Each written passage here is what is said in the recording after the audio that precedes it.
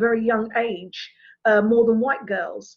And so with the R. Kelly situation, you know, the comments they were making was almost like these girls were asking for it. They threw themselves at R. Kelly because he was R. Kelly.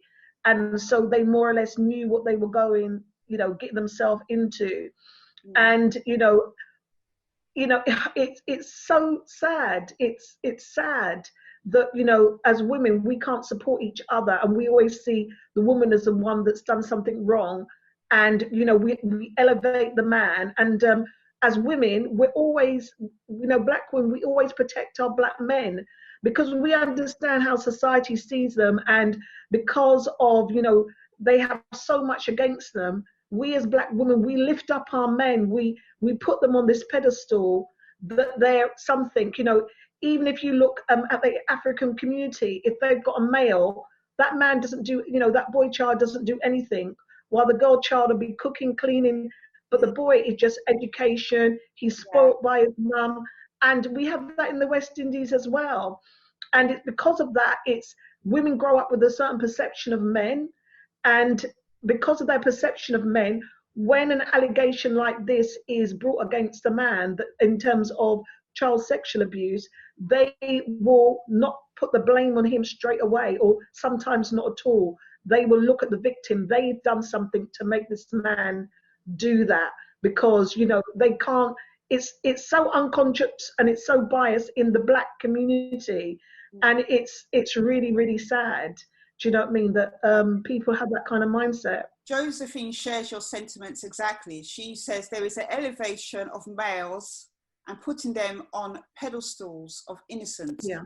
This is very common in some West African communities. Men have so much power. Yeah. And Andrina shares, wow, just a thought that black women are statistically the last to be chosen for online dating, yet we are told we are hypersexualized and fast. This is all emotional trauma. Okay, so we have some questions that are waiting, but we'll go to those shortly in a minute. As I mentioned earlier on at the beginning, to find statistics that specifically dealt with child sexual abuse within the black community was extremely hard. A lot of the statistics I found were going back dated years. There hasn't been any recent studies. But one study I did mention in my book, Choose Life, which is an empowerment practical workbook for survivors of childhood sexual abuse, was done by UNICEF in 2014. And it's called Perceptions and Attitudes Towards CSA in the Eastern Caribbean countries. And it was a piece of research that was done over 6 islands and took into account different various accounts, thoughts, experiences, reflections of people within 6 focus groups. And in those focus groups, there were practitioners, survivors, law enforcement, community workers, parents, amongst other people. Some of the findings that they believed were contributing factors to child sexual abuse within these 6 Caribbean islands in these regions were dysfunctional relationships, inadequate parenting, supervision, underage girls seeking out relationships, for example, for material goods, poverty, and enabling behavior. So my question to you is, do you think these are contributing factors within our own communities? I'd like to ask that question to Tephany first. Absolutely. You see a lot of time poor supervision, lack of income. I think to add to that list, probably mental health should probably be added in there somewhere. So in short, yes. And it's funny because I actually had like a flashback when you had said like something about finances to a time before I was even sexually abused, where my mother, we were at a block party, a legitimate old school 90s block party. The whole entire street was blocked off. And my mom has always told me that I can get men to do whatever I want them to do. So she encouraged me to basically saunter over to a group of men and ask them for money. And it worked, and I brought it back. And so she kept asking me to go out, go smile, go ask them for a couple of dollars. And I was at the time probably around, I was really young, maybe early 5, because the abuse started later towards at the end of 5 years old. So money will make people do strange things. You're saying that poverty made your mum put you in a compromising position? Yes. Okay. Sheree, would you like to add anything to that about the contributing factors that they believed in these Eastern Caribbean islands? Do you think they also are applicable to over here within our communities? Yeah, I think they're applicable to over here, and I'm glad that Tephany said about poverty, because I was gonna definitely say that when a person is in a place where, you know, things are difficult, challenging, and hard. I mean, I agree with those things, definitely. Okay.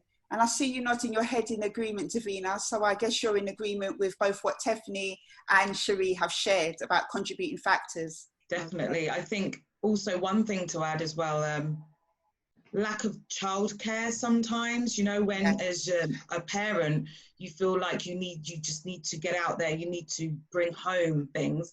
So not knowing, leaving your children unattended, or just the desperation of leaving with somebody with them, unfortunately ends up them being in a vulnerable situation without your knowledge. So just desperation sometimes without even you knowing.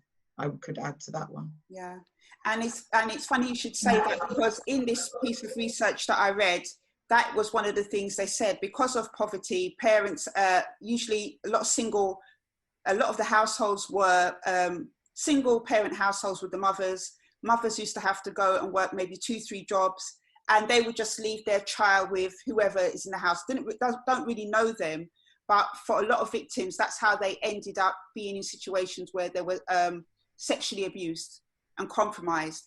They also said things as well about, in this piece of research, about because of where they are in the Caribbean, a lot of poverty households, not all parts of the Caribbean obviously are riddled with poverty, but for households where they maybe had one room to share, they talk about things like children sharing the bed with a male that wasn't their parent and things like that, which then opens up another situation for that young child to be sexually abused as well. So we've got a few questions, then I'm going to launch a poll about this. So let's see what we have here. Kim has a question here.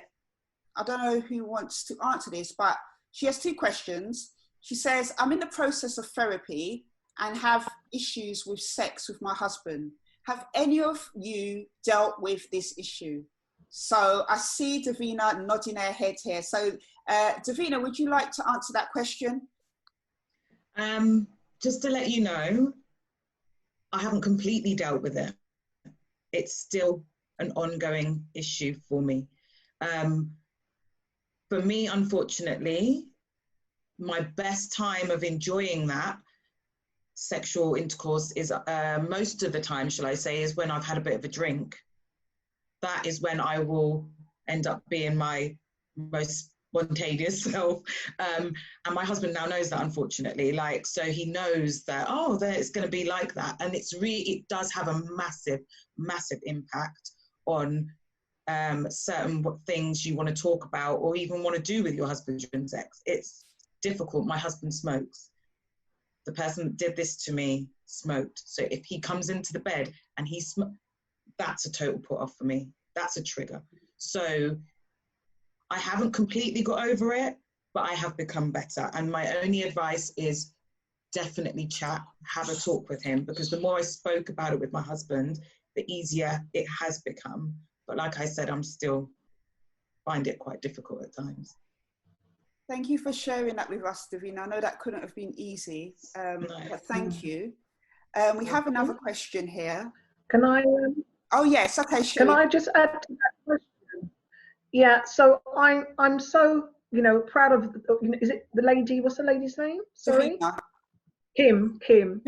I'm so proud of you that you are going to therapy, because therapy is frowned upon in the Black community, and even though we're getting a little bit more open now, it is a little bit frowned on, and I'm hoping that it will get more open. But as a counsellor, I would say you going to therapy is the best start. It's about you addressing the problem, and it's about you being open and transparent with your counsellor about what your issues are. when it comes to your sexual relationship, because it's such a, you know, it's so intimate and you're so vulnerable in it, it's about what those feelings bring up for you. And it's about, you know, when you go, use your sessions really, really well. And the most important counseling sessions, I always say, is the sessions that you're with your husband. It's about being open with your husband as well, having those talks, as has been mentioned by Davina, and, you know, really tell him how you feel. Take it step by step. It's not, sometimes it's not the actual act. It may be starting off with just holding me and just having that security. I think you need to start from there.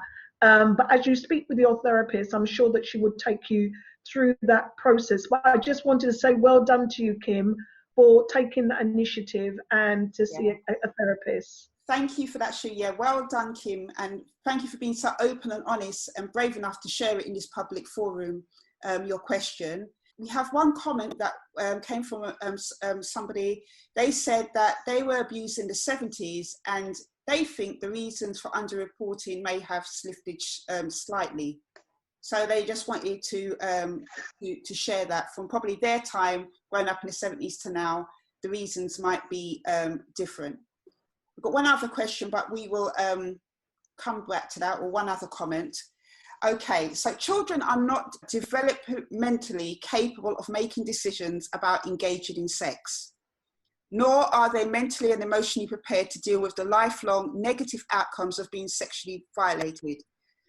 So in terms of support and solutions, how can we educate, empower and protect our children, or abuse-proof kind of our children as best we can, given the reluctance within our own Black community of addressing childhood sexual abuse? So what things can we do to educate, empower and protect our children within what we're working with, the hesitancy and the reluctance within the Black community? Davina. I agree with what Tephany said earlier with, I grew up with not calling our vagina and penises the vagina and a penis. Yeah. I grew up with funny, silly little names. So that's one thing. And not until I had spoken out about my sexual abuse, that's when I was like, hold up, wait a minute. Because I had already taught my children silly little names and things. So as that happened, I then started to tell them the correct names of each part of the body that they need to. And as they grew up, washing them, I would say, right, you know, nobody touches here, you know, and if anything, come and tell mummy or daddy. And, you know, just making them aware while growing up, not waiting until they get to like 12, 13 to have to talk to them. There are different ways of talking to children and making them understand from not an early age, but an age from the moment they're with me, from the moment they can talk. Yeah, I think that's a time when you should be able to speak to them freely and be very open about sex and any questions. With me as well, I think when I was younger, I would ask a question and I'll tell you when you get older. I'll tell you when you get older. No, I'm asking a question because it's come up somewhere with one of my friends or something at school. So if your child has a question, just tell them. They're asking for a reason. And that's how I've now tried to bring my children up. Yeah. So they are very open and sometimes a bit too open. So I'm like, hold it down. Just 1 minute. But, you know, I really, really encourage that. I think from the moment they can talk, then that's the moment I think you should be able to just start telling them certain things. So one of the things that we can do is to teach our children the correct body parts. It's interesting you should mention that because for some parents, for a lot of parents, for some reason, even directly telling their children the correct body part makes them feel uncomfortable. Sheree, what do you have to say about that? I mean, I agree definitely, and I think I've been one of those parents that did start to tell my children when they were younger, you know, this is this name, or, you know, to try and make it cute, to try and not make it so full on. And I remember my daughter, she said to me when she was young, she was really young, she must have been about 4 or 5, and she said, "Mummy, what's a penis?" And I was like, I was so shocked.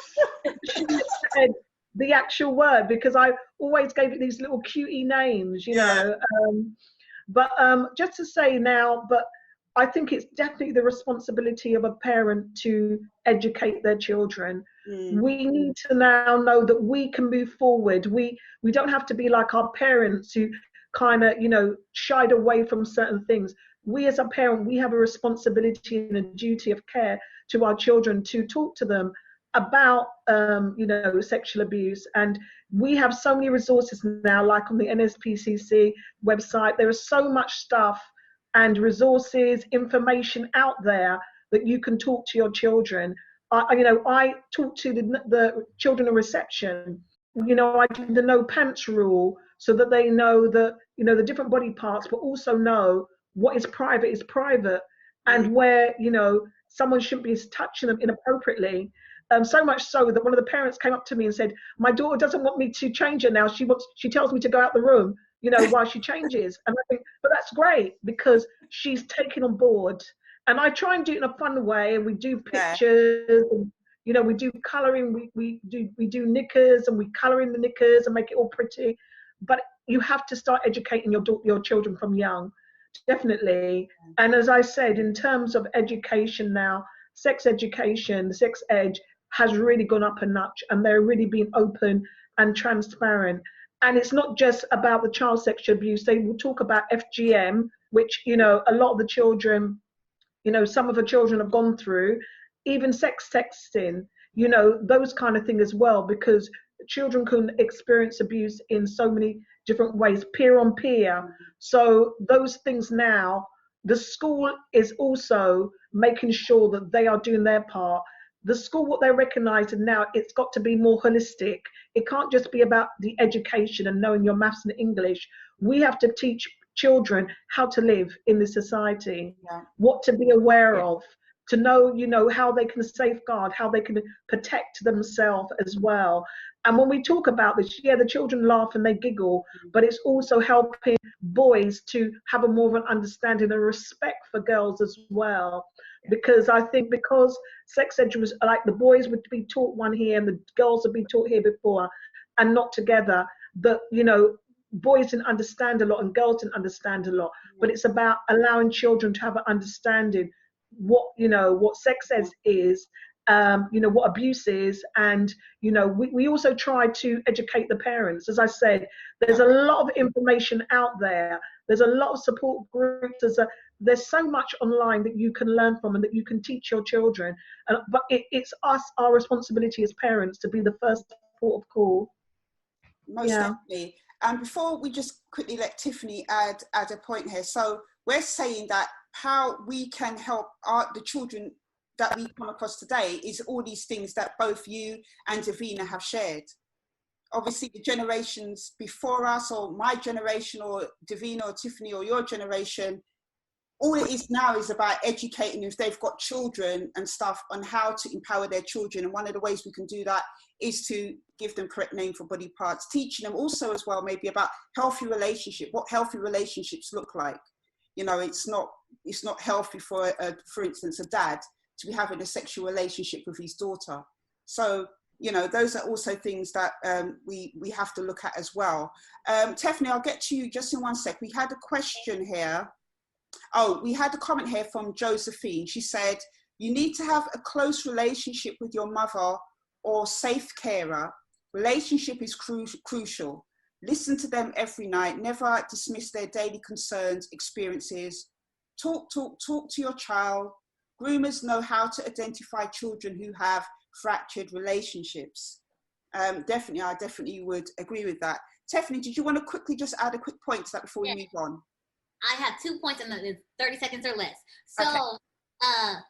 Grooming is so important. My son is anti-groom. He's groom-proof. I have because of my experience, people might think I'm hyper protective, but I need to do what I need to do to make sure he's safe. And that means to me, I don't care if I leave him with my best friend. I don't discriminate. If I leave him somewhere, each and every single time he gets in the car and starts to buckle up, and I'm very descriptive. Anybody touch your penis? Anybody put their mouth on your penis? Anybody make you touch their penis or vagina? Anybody touch your butthole? We go through our questionnaire each and every time I leave him somewhere. Friend, family, school, it does not matter, because I don't want any opportunity to possibly slip under the radar because I did not ask him today. And then I'll also add that me being in a healthy relationship has also opened my eyes to things I wasn't aware could be maybe inappropriate. Like, I dated a man who has a daughter that's my son's age, and there are things he does not do because he's like, you know, I'm her father. I know she's my child and she's, you know, she's 5 years old, but she's at a point where she doesn't need to be sitting in my lap. Or, you know, I don't need to be in the bathroom with her while she's undressed. You know, there are certain things. So when you start to see men be appropriate with their children, it also makes you put things into perspective too, if you've been abused by a man. Yeah, most definitely. I definitely do agree with that. Andreen says, sharing our truth courageously, as you ladies have, will encourage more people to speak out. Encourage boys to speak out as well, because boys are at risk also. We have a few questions, but we're just going to get to the last part of the panel discussion here. And we're going to go through it quite quickly because of time. Do you think if the government, in whatever state or country, like, you know, Tephany, you're over in California in America and we're over here in the UK, London. Do you think government-led initiatives targeted specifically to address CSA in the Black community that were led by Black survivors would make a difference in people speaking out in our communities openly about it? So, you know, you have to have all these government ministers, and you have like the Children's Commissioner, for example. If we were in positions of high authority power, say for instance a Black survivor who had done loads of work, you know, and herself or himself had come through the experiences and was in these government positions, do you think having somebody that was spearheading campaigns in those government positions, who was Black, who was a survivor, would give the Black community more kind of confidence to openly talk about child sexual abuse? Sheree? 100%, 100%. You know, Black people need people they can identify with, and we need, that's what the government need to do. We don't need some government official coming to the Black community where they don't have no understanding of Black people, how they live, or their culture, to be telling them something, because Black people were very suspicious of people. If we have someone that has, you know, was a victim of, you know, sexual abuse, and then they're empowered now to come into the community, Black people would listen, because at the end of the day, for one, they would identify them as a person of color, but also because they're talking about something that's so sensitive, and they know that's something they don't usually talk about. I think more people would say, you know what, this has happened to me, let me listen. So I think definitely, you know, the government right now, I'm really hoping through the Black Lives Matters have recognized, I know they're starting to recognize in mental health, that the way that they treat white people in mental health, and they deal with the situation, the way they treat Black people culturally, they're recognizing there's a disparity. I'm just hoping that now, when it comes to childhood sexual abuse, that they will start recognizing abuse on the whole. They will start recognizing, because we need more Black survivors to step up to that place and really just be knocking at the door of the government, because the government are getting it wrong. Yeah. And the result of them getting it wrong is so many little Black boys and girls are slipping through the cracks. They don't see the signs. They see a little Black boy at school, and he might be playing up, or he might be aggressive, and they will naturally say, oh, he's bad. But that child might be acting out because they're going through some form of abuse, and the only way that they can communicate how they're feeling is by acting out. They don't understand how Black people are actually acting. They see someone raise their voice and they think that person is being aggressive, or that child is being aggressive. It's not because of that. You know, children act out in different ways, and, you know, it's the whole stereotype that they need to break down with Black girls. You know, they feel that Black girls are hard to deal with, or they're hard to work with, or Black women, you know, Black girls are aggressive. But they've got to know that sometimes Black people, we're survivors. We know how to put a front on things, to act a certain way, that we are tough, that we're hard, while inside we're crying, we're breaking down. We just want someone to sit down and have a conversation or ask us how we're feeling because we're going through so much. So we need people of color, people that have been through that experience of sexual abuse, to be able to go into the government and, if you know, and to train people, train them, to help them to understand Black people better, but also spearhead campaigns to to reach the Black community. Because I think, as we've identified today, this is something that has been generational, where we've covered up, where we haven't spoken out about what has been going on in our lives, and it's passed from generation to generation. That trauma, we need to break that trauma, and to do that, it's going to take people that understand, people they can relate to go in the community to speak to them.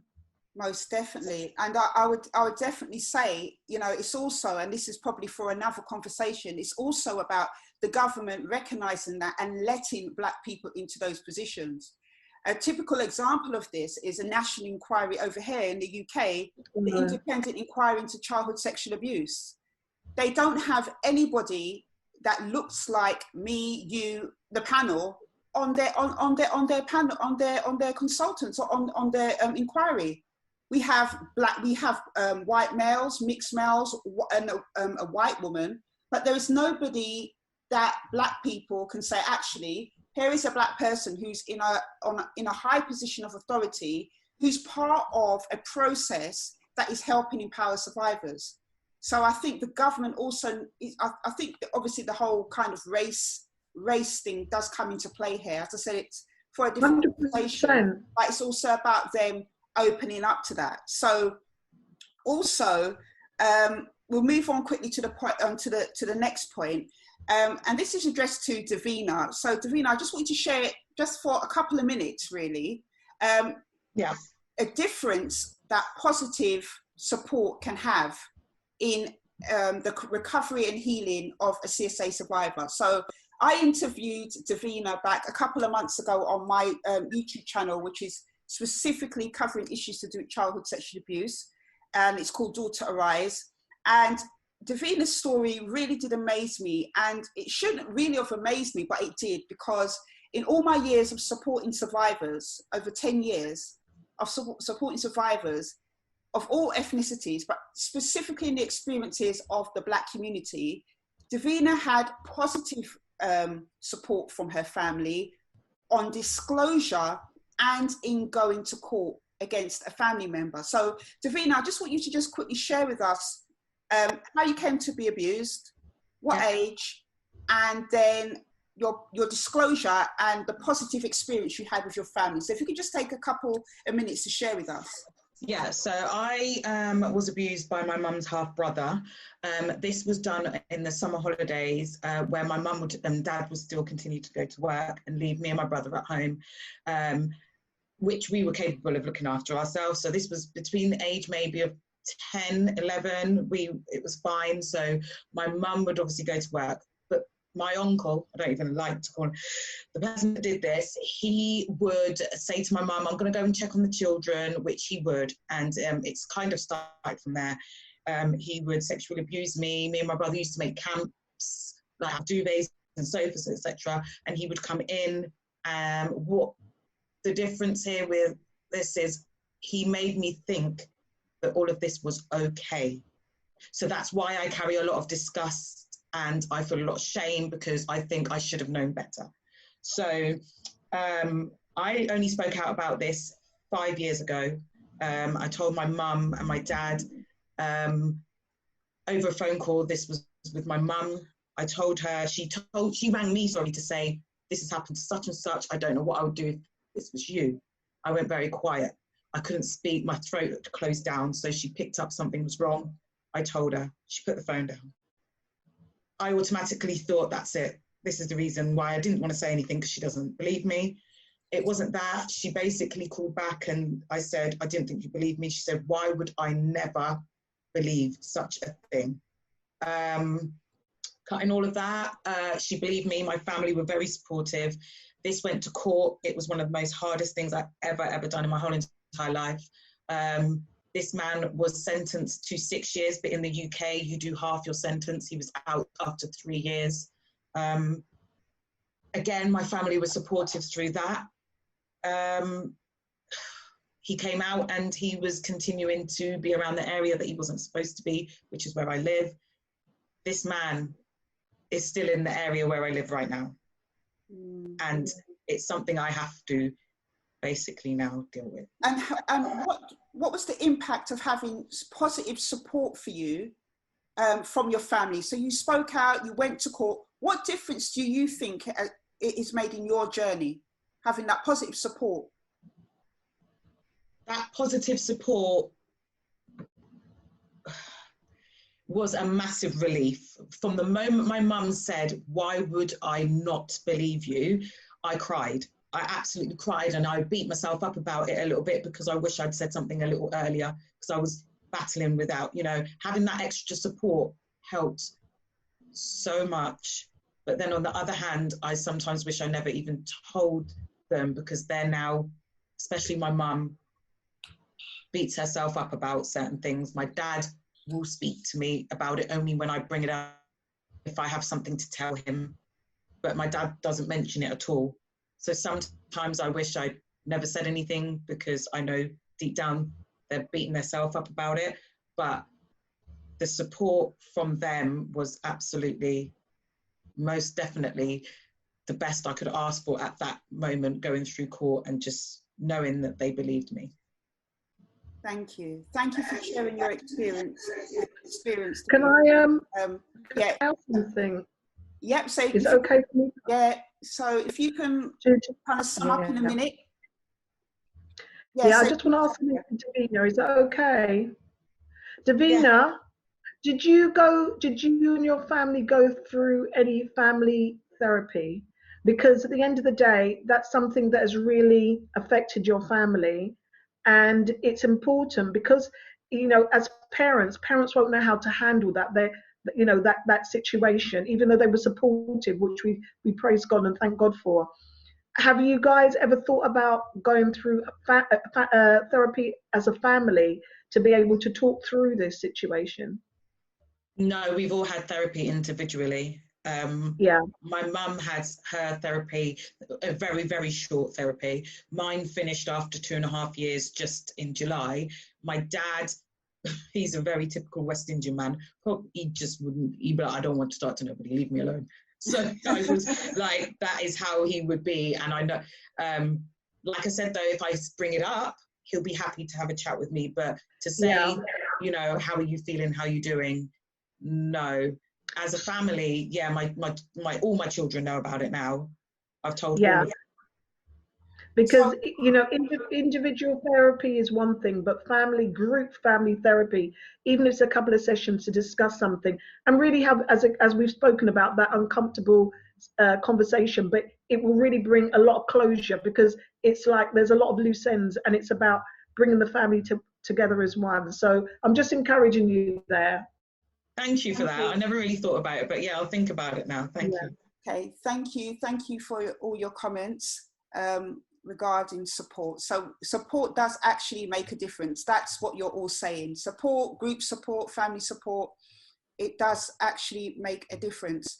So we're going to quickly fire through the last part now, because we're coming up to near the end of the panel discussion.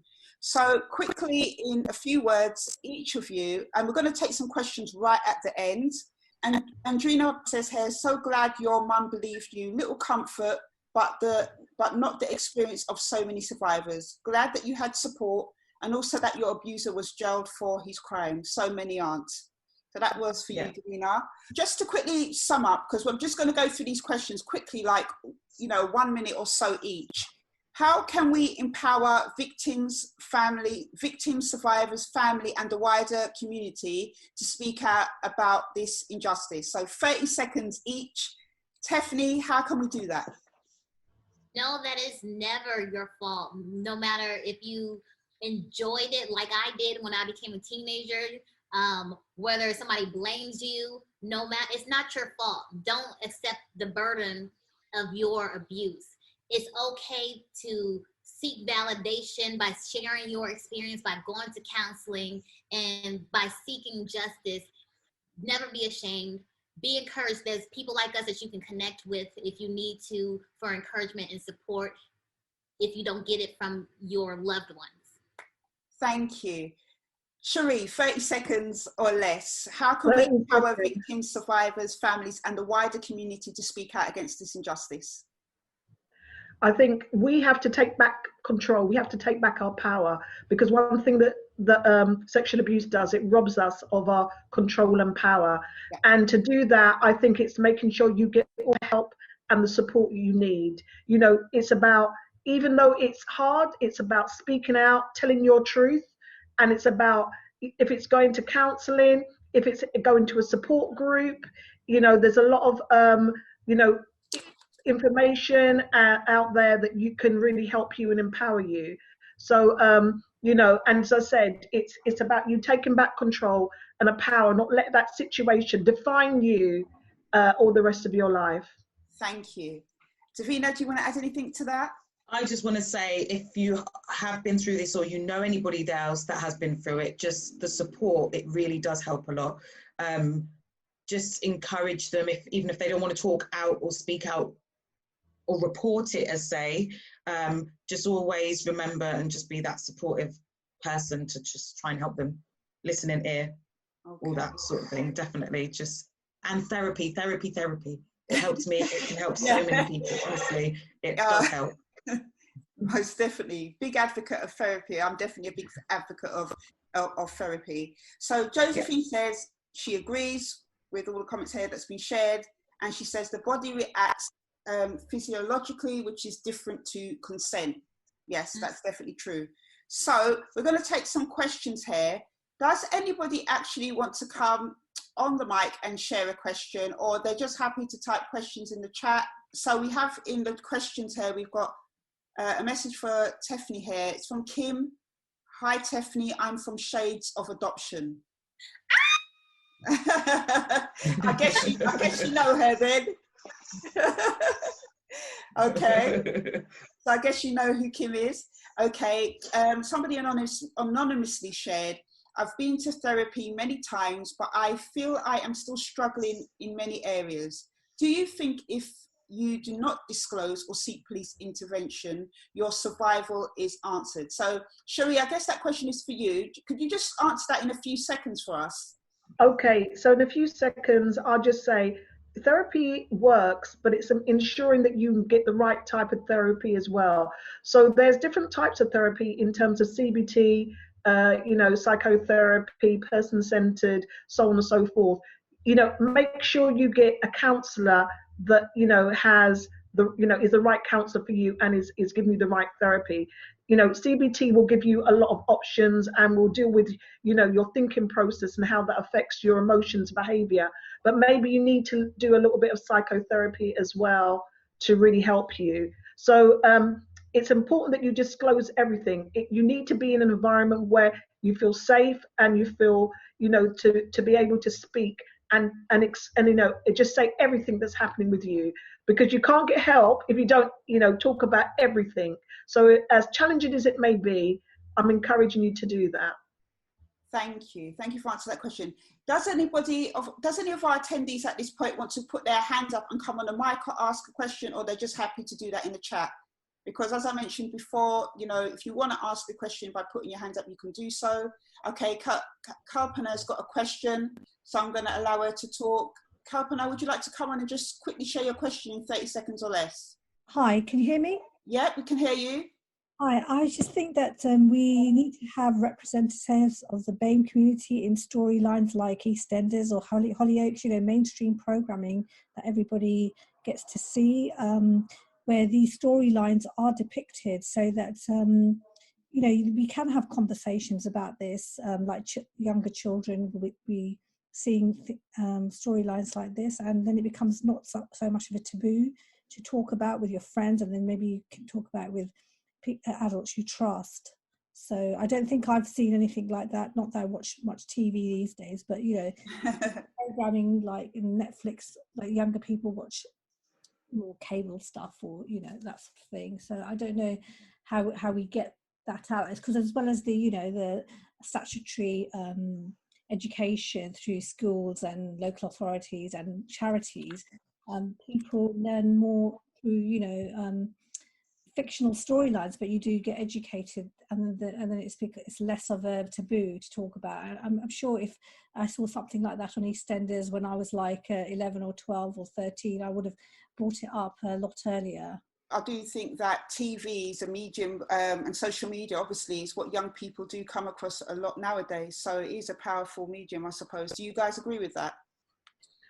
Definitely. Yes. I think because we've got Black Lives Matters now, and I think things are opening up for Black people. And I think, you know, we see even in adverts where before we wouldn't see Black people in certain adverts, but now we're seeing Black people in certain adverts. So I'm hoping that as the world gets, you know, starts to open up and Black people are more recognised and we see changes happening in society, we will start seeing these changes reflected in TVs, in the programs, in different subjects. People will be more willing to, you know, to discuss more difficult and challenging things and to film things as well. So, you know, we're hopeful that we'll start seeing those things. Thank you. So we'll just take one more quick question on the mic, and then we're going to take a couple of questions in the Q&A, and then we're just going to finish up because time is definitely running against us. So Josephine, I'm going to allow you to come on and quickly share your question, and then we'll move on. Hi, can you hear me? Yep, we can hear you. Hi, yeah. So, you know, I was just thinking, like, in regards to, you know, having these topics in the wider, like the lady said, on EastEnders, and I don't think that's really going to do any advantage for us.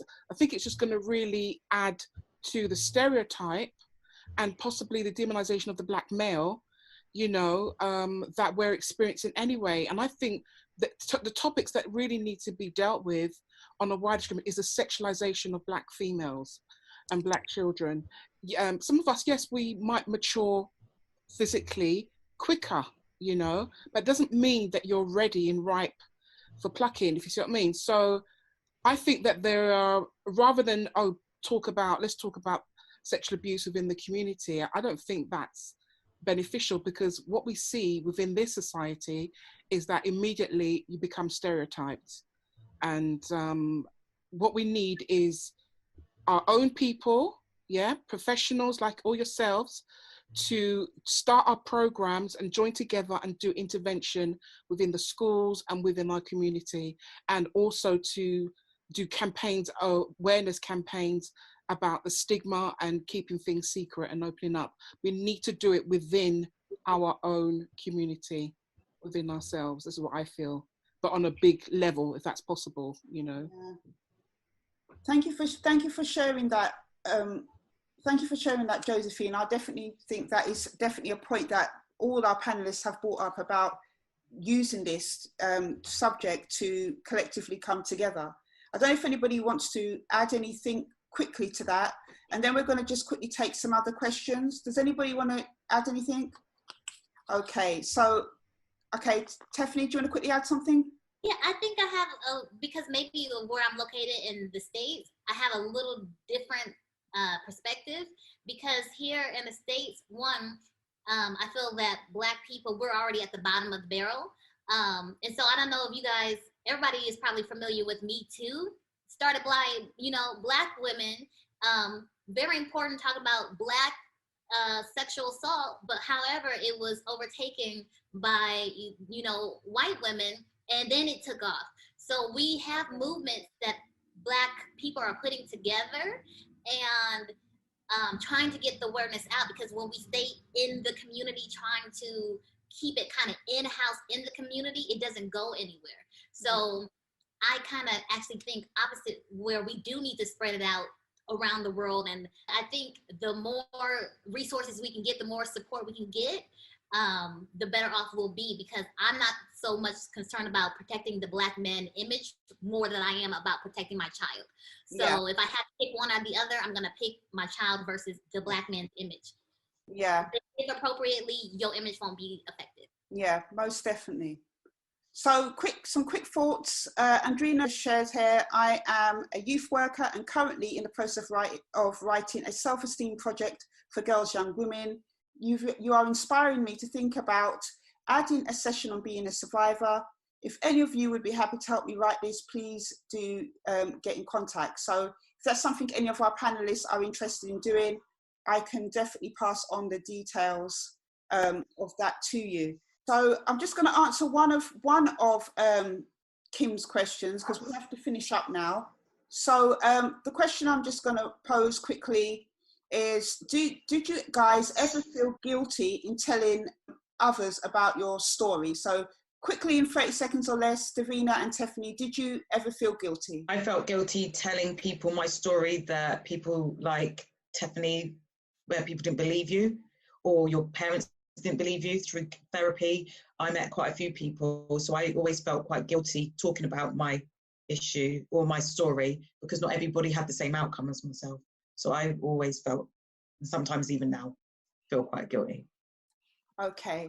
I feel guilty for your experience because there are women out there just like you, Davina, who can specifically relate to your journey. So, bless you. Thank you, Tephany. Okay, so we're right at the end now. We're just going to summarize and just ask our panelists and attendees quickly, what will you take away from our discussion today? So anybody want to go first and say what they will take away from this discussion today? What did we learn? What will we take away? This question is both to the panelists and to the attendees. Okay, Tephany? I learned that the United States is really inferior when it comes to sexual abuse. You guys have programs implemented in your schools talking about appropriate touch and such.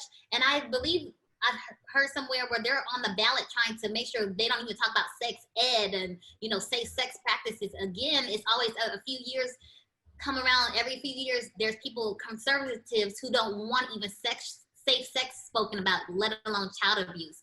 So I really kudos to you guys over there for, you know, putting in some safety plans for your children, your future generations. So I learned that, and I'm inspired and encouraged to maybe see what I can do politically over here to get some things going. Oh, thank you for sharing that. Anybody else, any of our panelists quickly want to share what did you learn? Anything you will take away? I think it's been an amazing event. Thank you for putting it on, Yvonne.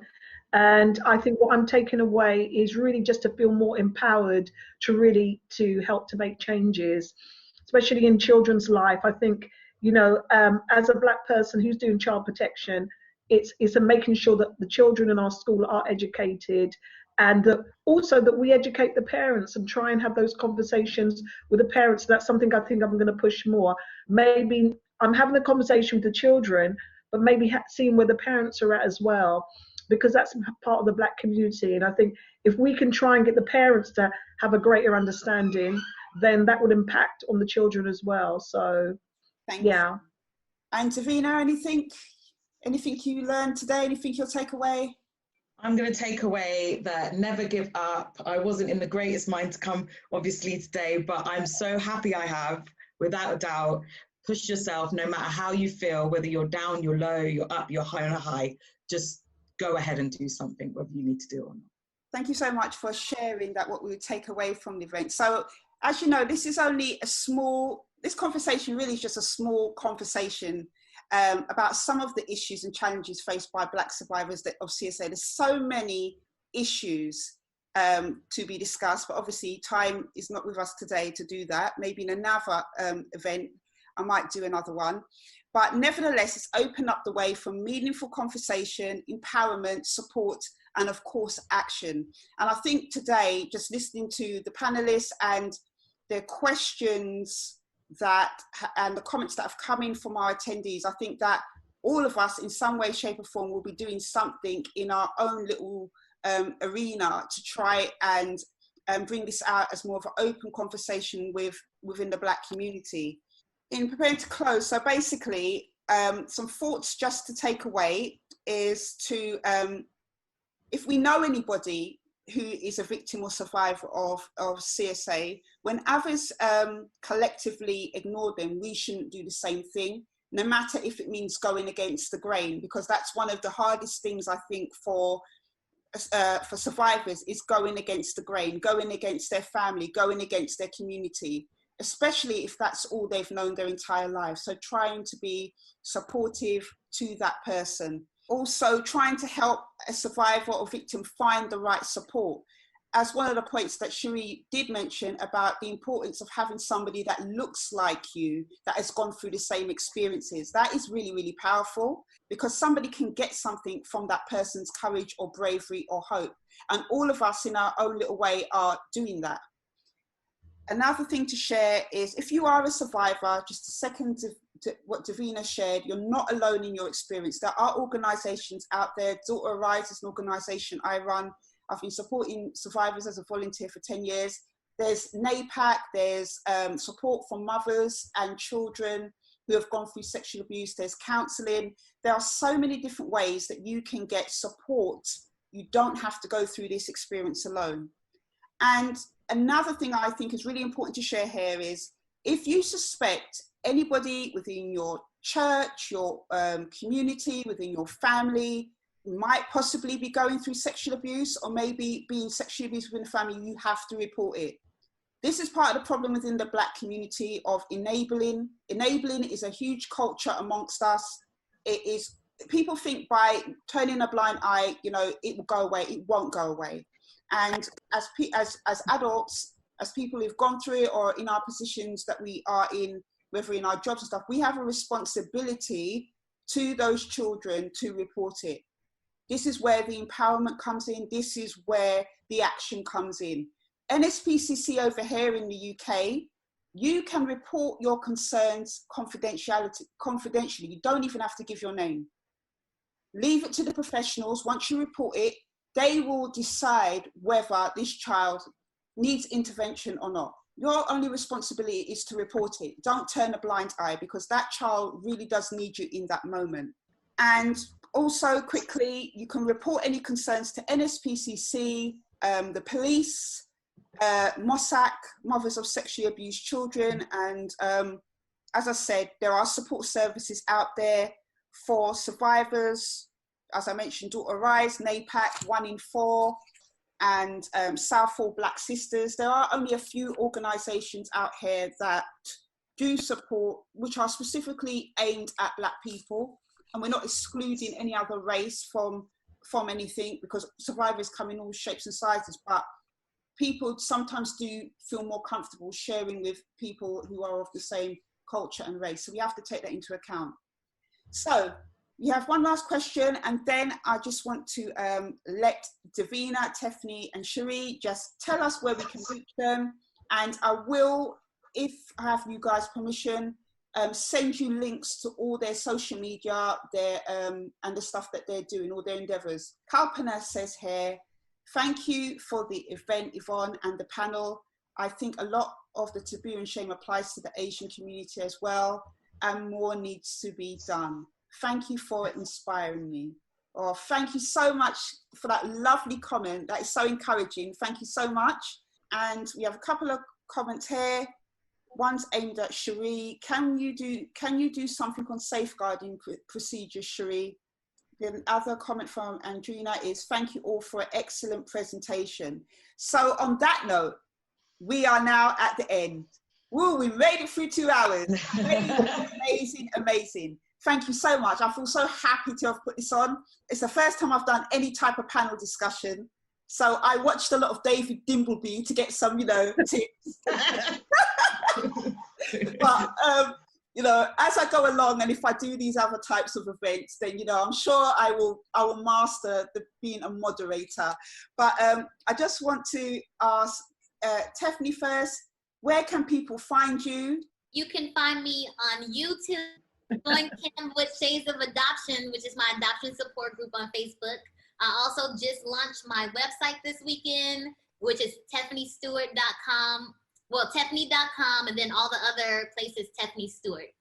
I'm easy to find, Tephany. So what I will do, I will put in your YouTube and your Facebook in amongst those links to send to people. Davina, Dav Relates, where can we find you? You can find me on Facebook under just Dav Relates, and you can find me on Instagram, Dav_Relates. Yeah, you can just message me, have a chat. I don't mind any time of the day.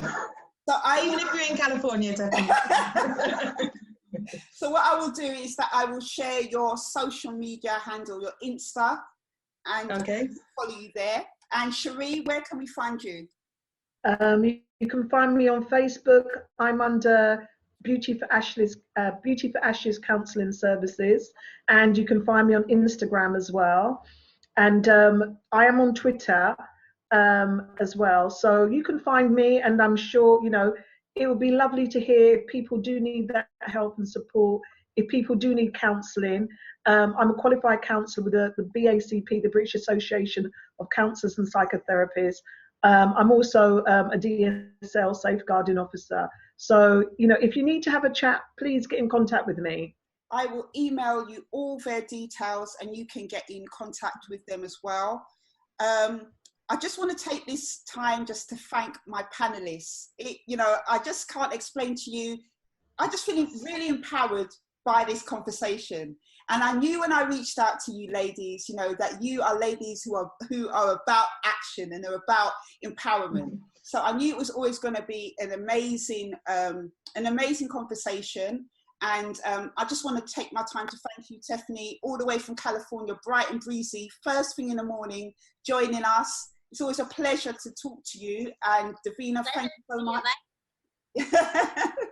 And Davina, thank you so much as well for your time and everything today. And thank you very much. Always. And You've Sheree, done well.